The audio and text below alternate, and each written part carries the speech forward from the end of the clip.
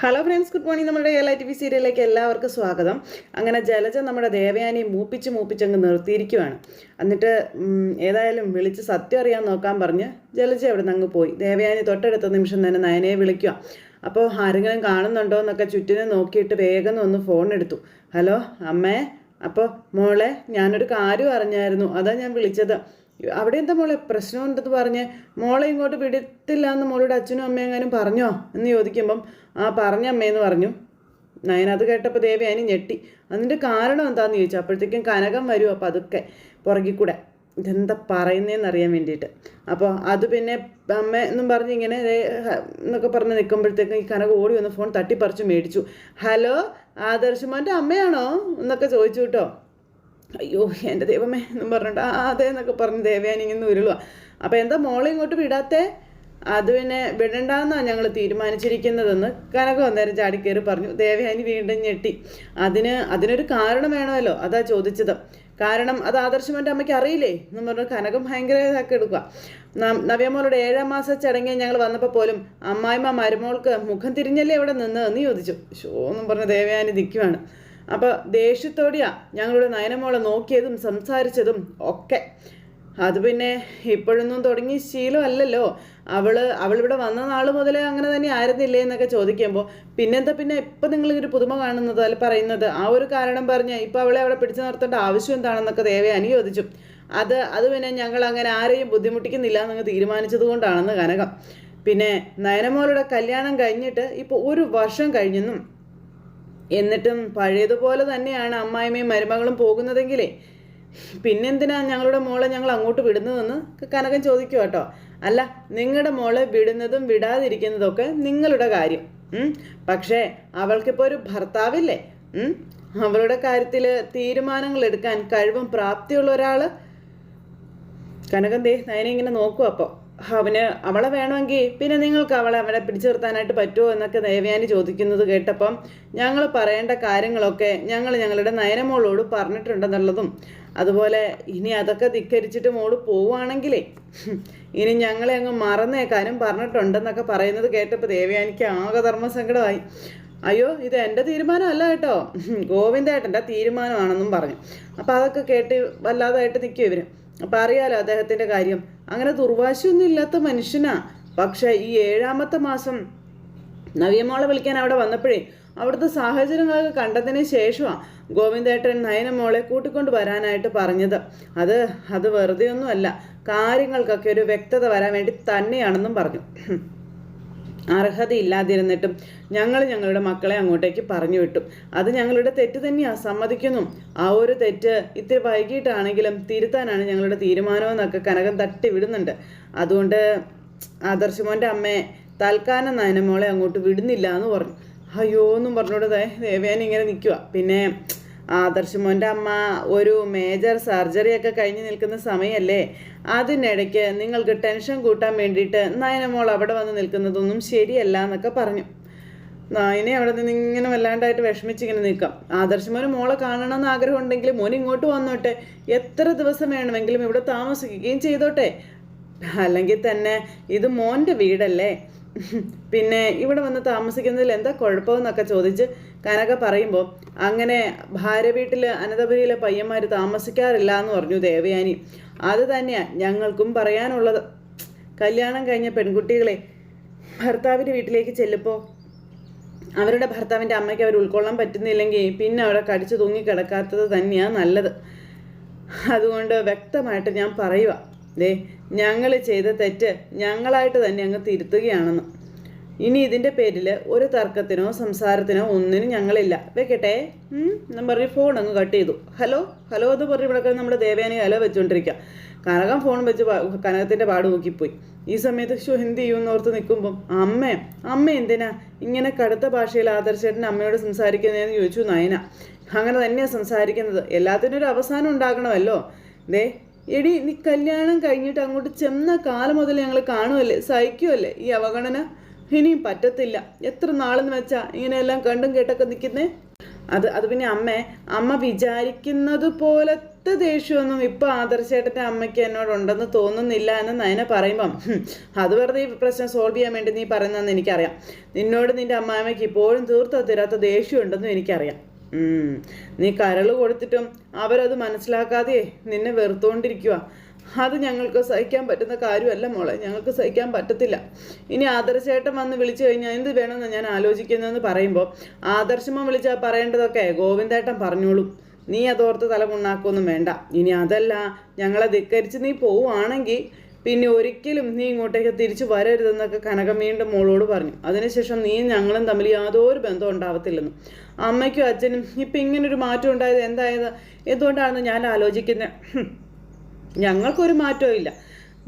ഞാനിപ്പോൾ നിൻ്റെ അമ്മായിമ്മയോട് പറഞ്ഞതൊക്കെ നീ കേട്ടതാണല്ലോ. ഞങ്ങൾ ചെയ്ത തെറ്റ് അത് ഞങ്ങൾ തിരുത്താൻ നോക്കുക. എന്നിട്ടും നീ ആദർശമോൻ്റെ ഒപ്പം പോയി കഴിഞ്ഞാൽ ആ നിമിഷം ഞങ്ങളും ഈ വീട്ടിൽ നിന്ന് പടി ഇറങ്ങുമെന്നുള്ള കാര്യം കനകൻ നയനയോട് പറയണം. ഇത് കേട്ടപ്പോൾ നയന അന്തം വിട്ടിങ്ങനെ നിൽക്കുക കേട്ടോ.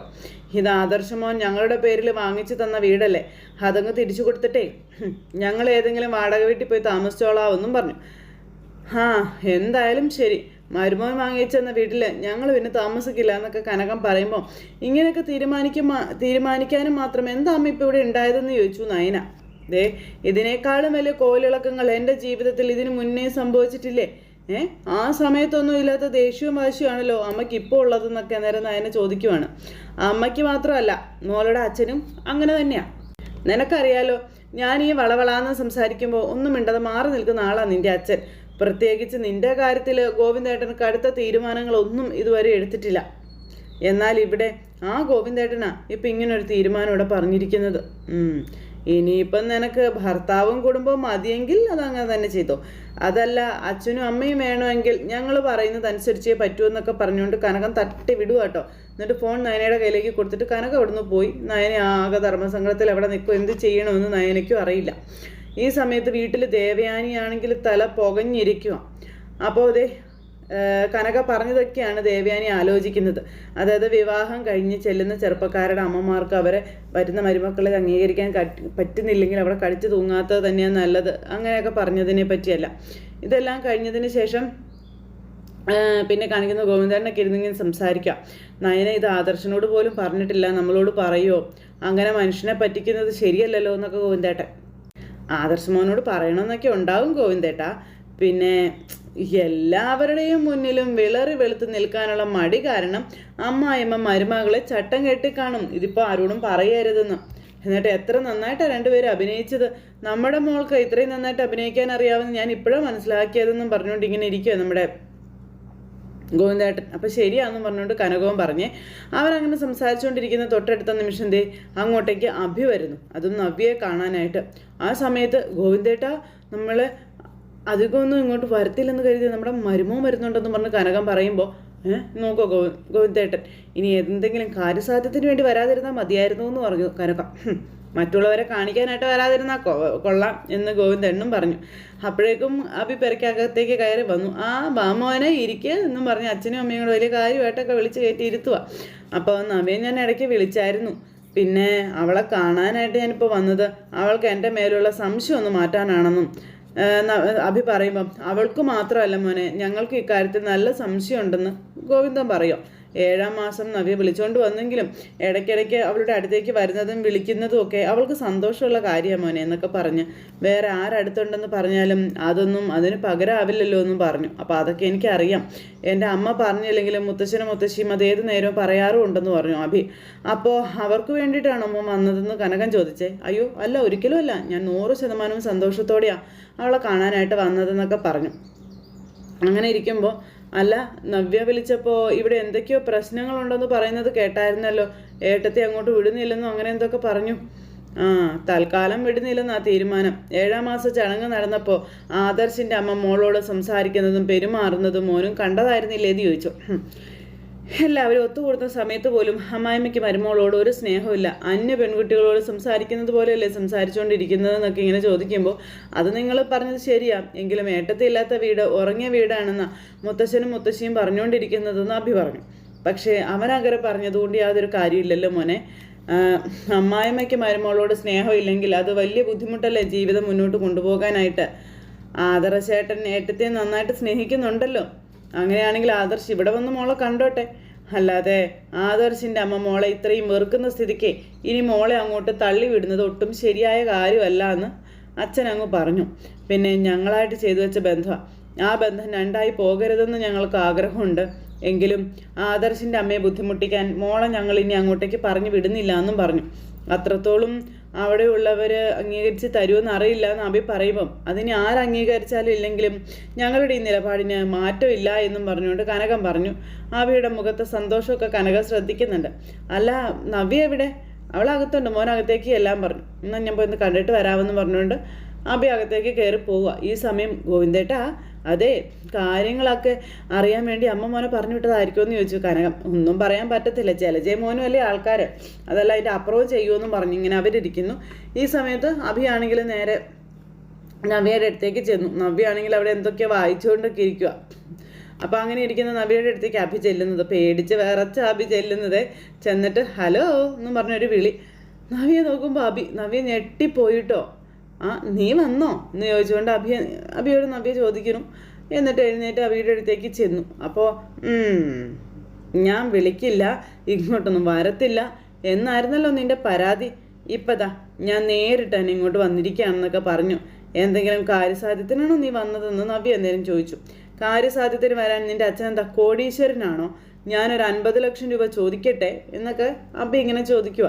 അല്ല, നീ സ്നേഹിക്കുമ്പോൾ കൂടുതലേ ഭയക്കണം, അതുകൊണ്ട് ചോദിച്ചതാണെന്ന് പറഞ്ഞു. അപ്പോൾ എന്നാ പിന്നെ ഒരു കാര്യം ചെയ്യാം, ഞാൻ ഇനി വിളിക്കാതിരിക്കാം, വരാതിരിക്കാം, എന്താ അത് മതിയോ?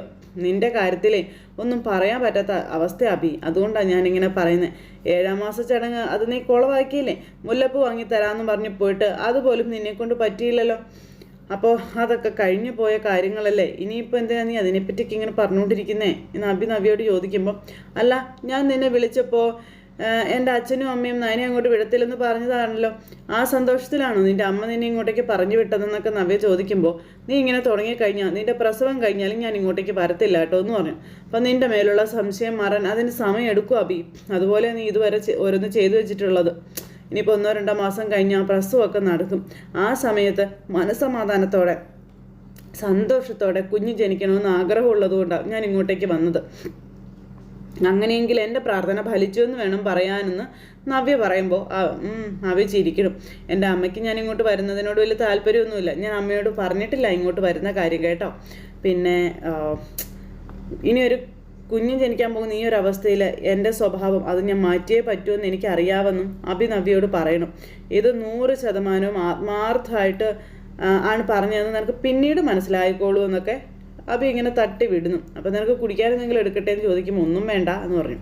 അത് പറഞ്ഞാൽ പറ്റില്ല, നീ ഇരിക്കെ, ഞാൻ കുടിക്കാൻ ജ്യൂസ് എടുക്കാമെന്ന് പറഞ്ഞുകൊണ്ട് നവ്യ ജ്യൂസ് എടുക്കാനായിട്ട് അങ്ങോട്ടേക്ക് പോയി. നവ്യ ജ്യൂസ് എടുക്കാൻ പോയി കഴിഞ്ഞപ്പോൾ സോപ്പിട്ടതിൻ്റെ ആ ഒരു ചിരിയൊക്കെ മായ്ച്ച് മുഖമൊക്കെ ഇങ്ങനെ വലിച്ച് കയറ്റിപ്പിടിച്ച് ഇങ്ങനെ നിൽക്കുവാണ്. മൊത്തത്തിൽ ഇപ്പം കണ്ടകശേനിയാണ് നമ്മുടെ അഭിക്ക്. ഇങ്ങനെ ആകെ തകർന്ന് തരിപ്പിടമായിട്ട് ഇങ്ങനെ അവിടെ നിൽക്കുന്നു. ഇത് കഴിഞ്ഞതിന് ശേഷം പിന്നെ കാണിക്കുന്നത് നേരെ വീണ്ടും റോഡിലൂടെ ഇങ്ങനെ പോകുന്നു. ഒരിടത്ത് വണ്ടി നിർത്തി എന്തോ ആവശ്യത്തിന് ഇറങ്ങിയപ്പോഴത്തേക്ക് അഭിയെന്നും പറഞ്ഞൊരു പിൻവിളി. നോക്കുമ്പോൾ ആരാ? ഏറ്റവും കൂടുതൽ ഭയക്കുന്ന ആൾ. അപ്പോൾ ആരെ കാണരുതെന്ന് ഞാൻ ആഗ്രഹിച്ചോ, അവളുടെ മുന്നിൽ തന്നെ വന്ന് ചാടിയല്ലോ എന്നും പറഞ്ഞുകൊണ്ട് ഇങ്ങനെ നിൽക്കുക. അപ്പോൾ നീ എന്നെ കണ്ടത് ഏതായാലും നന്നായി, ഞാൻ നിന്നെ അങ്ങോട്ട് വിളിക്കാനിരിക്കായിരുന്നു എന്ന് അനക്കെ അന്നേരം പറഞ്ഞു. എന്തായി നിൻ്റെ തീരുമാനം? അത് പിന്നെ നിൻ്റെ മോളെ ഏറ്റെടുക്കാനുള്ള തയ്യാറെടുപ്പിലാണ് ഞാൻ. എന്നിട്ട് തയ്യാറെടുപ്പ് എവിടം വരെ ആയി എന്ന് ചോദിച്ചു അനക്ക. നീ ഇപ്പോൾ കല്യാണ വിളിയൊക്കെ ആയിട്ട് ഓടി നടക്കുകയായിരിക്കും അല്ലേ എന്നൊക്കെ ചോദിച്ചു അന്നേരം പെങ്കൊച്ച്. കല്യാണ ഡേറ്റും കാര്യങ്ങളൊക്കെ എടുത്തോ? ചിങ്ങം 10 നടത്താനാണ് തീരുമാനിച്ചിരിക്കുന്നതെന്ന് പറയുമ്പം മുൻപ് ഞാൻ പറഞ്ഞതുപോലെ അന്ന് എനിക്ക് മണ്ഡപത്തിലേക്ക് കുഞ്ഞുമായി വരേണ്ടി വരുമോ എന്നൊക്കെ ചോദിച്ച് വിളിക്കാം. എൻ്റെ കഴുത്തിൽ താലിയൊന്നുമില്ല, എങ്കിലും അതിനേക്കാളും വലിയൊരു തെളിവ് എൻ്റെ കയ്യിലുണ്ടെന്നും ഈ അനക്ക പറയുകയും ചെയ്തു. അങ്ങനെ ഞാൻ കുഞ്ഞുമായിട്ട് വന്നു കഴിഞ്ഞാലേ ആ ദിവസം തന്നെ നിൻ്റെ കല്യാണം 8 നിലയിൽ പൊളിയുമെന്നുള്ള കാര്യം ഉറപ്പാണ്. എന്ന് മാത്രമല്ല, നിൻ്റെ മുത്തച്ഛൻ്റെ മുഖത്ത് ഏൽക്കുന്ന ഒരു അടിയായിരിക്കും ആ സംഭവം എന്ന് പറയുമ്പം അതിലേക്കൊന്നും ഞാൻ കാര്യങ്ങൾ കൊണ്ടുവന്ന് എത്തിക്കില്ല അനക്കെ, നീ എന്നെ വിശ്വസിക്കാൻ പറഞ്ഞു. ഈ ലോകത്ത് എനിക്ക് വിശ്വാസം ഇല്ലാത്തത് നിന്നെ മാത്രമാണെന്നും അതുകൊണ്ട് നിൻ്റെ വാക്കും പ്രവൃത്തിയും 2 വഴിക്കായത് കൊണ്ടാണതെന്നും പറഞ്ഞു. ഇതുവരെയുള്ള എൻ്റെ അനുഭവമേ അതാണെന്നൊക്കെ പറഞ്ഞ് അനക്ക ഇങ്ങനെ അഭിയെ വഴക്ക് പറഞ്ഞുകൊണ്ടിരിക്കുന്നു. ഞാൻ പറഞ്ഞല്ലോ, നിന്റെ ജീവിതം തകർക്കാനൊന്നും അല്ല ഞാൻ വന്നത്, എനിക്കതിൻ്റെ ആവശ്യവും. എന്നാൽ എൻ്റെ രോഗത്തിൻ്റെ മുന്നിൽ ഞാൻ നിസ്സഹായിയാണെന്നും പറഞ്ഞ് അനഘ തൻ്റെ അവസ്ഥ പറയും. കുഞ്ഞിൻ്റെ അച്ഛൻ ജീവിച്ചിരിക്കുമ്പോൾ അവളെ അനാഥാലയത്തിലേക്ക് തള്ളാൻ പറ്റില്ല എന്ന് ഞാൻ പറഞ്ഞു കഴിഞ്ഞില്ലേ എന്ന് ചോദിച്ചു അനഘ. അപ്പോൾ അതൊക്കെ എനിക്ക് മനസ്സിലായ കാര്യങ്ങളാണല്ലോ, നീ എന്തിനാ പിന്നെ അതൊക്കെ കൂടെ കൂടെ ഇങ്ങനെ സംസാരിക്കുന്നതെന്ന് അബി പെങ്കൊച്ചനോട് ചോദിക്കുക കേട്ടോ. എന്നെ നീ കല്യാണം വിളിക്കുന്നില്ലേ എന്ന് അനഘ ചോദിക്കുമ്പോൾ അത് പിന്നെ അനഘ ഞാൻ വിളിച്ചില്ലെങ്കിലും ഞാൻ വരുമെന്ന് അനഘ അന്നേരം പറഞ്ഞു. അതിനു മുൻപ് എൻ്റെ കുഞ്ഞിൻ്റെ കാര്യത്തിൽ ഒരു തീരുമാനം ഉണ്ടാക്കുകയാണെങ്കിൽ ഞാൻ ശല്യമൊന്നും ചെയ്യാതെ മാന്യമായി വന്ന് കല്യാണം കൂടി തിരിച്ചു പോരും. ആ സദ്യം കഴിച്ചിട്ട് ഞാൻ പോരത്തുള്ളൂ. പിന്നെ എന്തായാലും നീ ഒരു തീരുമാനം ഉണ്ടാക്കിയില്ലെങ്കിൽ നിൻ്റെ ആ വിവാഹം മുടങ്ങും, പിന്നെ നീ ഒന്നുകൂടി കെട്ടേണ്ടി വരും. അതുകൊണ്ട് നിൻ്റെ കല്യാണമൊന്നും എനിക്കൊരു വിഷയമല്ല എന്ന് പറഞ്ഞു. പിന്നെ എൻ്റെ മോളാണ് എൻ്റെ സങ്കടം, എൻ്റെ മോളെ എനിക്ക് സേഫ്റ്റി ആക്കണമെന്നൊക്കെ പറഞ്ഞു. അത് നീ പരിഹരിച്ച് തന്നേ പറ്റുമെന്ന് പറഞ്ഞ് അനക്ക് അവിടുന്ന് പോയി. അബി വീണ്ടും ധർമ്മസങ്കടത്തിൽ ഇങ്ങനെ നിൽക്കുന്നു. അതും കഴിഞ്ഞ് പിന്നെ കാണിക്കുന്ന ദേവയാനി ഇങ്ങനെ ഇരിക്കാം. ദേവയാനി അവിടെ വിഷമിച്ചിരിക്കുമ്പോഴാണ് ആദർശ് അങ്ങോട്ടേക്ക് ഇറങ്ങി വരുന്നതും അമ്മയെ കാണുന്നതും. അപ്പോൾ അമ്മയെ കണ്ടപ്പോൾ ആദർശിന് മനസ്സിലായി അമ്മയ്ക്ക് എന്തോ സങ്കടമുണ്ടെന്ന്. ആദർശ് അമ്മയുടെ അടുത്തേക്ക് വന്നു കേട്ടോ. എന്താ അമ്മേ അപ്പോൾ മോനെ, നിൻ്റെ ഭാര്യയ്ക്ക് മാത്രമല്ല നിൻ്റെ ഭാര്യ വീട്ടുകാർക്കും അഹങ്കാരമാണെന്ന് ദേവയാനി അന്നേരം പറഞ്ഞു. എന്താ അമ്മേ? അല്ല, നബിയുടെ 7ാം മാസ ചടങ്ങിന് അവരിവിടെ വന്നപ്പോഴേ ഞാൻ അവരോട് വളരെ മോശമായിട്ട് സംസാരിക്കുകയോ പെരുമാറുകയോ ഒക്കെ ചെയ്തെന്നാണ് അവർ പറയുന്നത്. ഞാൻ എന്നും എങ്ങനെയാണോ അവരോടൊക്കെ സംസാരിക്കുന്നത് അതുപോലെ തന്നെയാണ് അന്നും സംസാരിച്ചത്. അപ്പോൾ അതുകൊണ്ടൊക്കെ ഇപ്പം എന്താ കാര്യം? അവളെ ഇവിടേക്ക് വിടത്തില്ലെന്ന് മറ്റോ പറഞ്ഞോ എന്ന് ആദർശ് ചോദിച്ചപ്പോൾ പറഞ്ഞെന്ന് പറഞ്ഞു. മരുമോളെ സ്നേഹിക്കാത്ത അമ്മായിമ്മയുള്ള വീട്ടിലേക്കേ അവളുടെ അച്ഛനും അമ്മയും ഇനി അവളെ വിടുന്നില്ലെന്നാണ് പറഞ്ഞതെന്ന് പറയുമ്പം നയനയും അമ്മ പറഞ്ഞെന്ന് ചോദിച്ചു. അപ്പോൾ അവൾ പ്രത്യേകിച്ചൊന്നും പറഞ്ഞില്ല എന്ന് പറഞ്ഞു. മൊത്തത്തിൽ ഇങ്ങനെ ടെൻഷൻ അടിച്ച് നിൽക്കും അന്നേരം അവർ. എടാ മോനെ, അവളുടെ നിയന്ത്രണം അവരുടെ ഒന്നും കയ്യിലല്ല, നിൻ്റെ കയ്യിലാണെന്നും അതുകൊണ്ട് നീ പറയേണ്ട രീതിയിൽ പോയി കാര്യങ്ങളെല്ലാം പറയണമെന്നൊക്കെ പറഞ്ഞ് അമ്മ പറഞ്ഞു കൊടുക്കുക. എന്നിട്ട് നിനക്ക് അവളെ ആവശ്യമുണ്ടെങ്കിൽ നീ പോയി വിളിച്ചുകൊണ്ട് വരണമെന്നും. അപ്പോൾ അവൾ അങ്ങനെയൊന്നും പറയേണ്ടതല്ലല്ലോ, പിന്നെന്തു പറ്റി എന്ന് ആദർശ് ചോദിച്ചപ്പം അല്ല, അവൾ നേരത്തെ അവളുടെ വീട്ടിൽ പോയപ്പോൾ ഞാൻ പോയി വിളിച്ചുകൊണ്ട് വന്നിരുന്നല്ലോ, അതുകൊണ്ട് ഇനിയും അങ്ങനെ ചെല്ലുമെന്നായിരിക്കും അവരുടെ വിചാരം, അതുകൊണ്ട് അവർ ചെയ്തതായിരിക്കും, എൻ്റെ പട്ടി പോകും.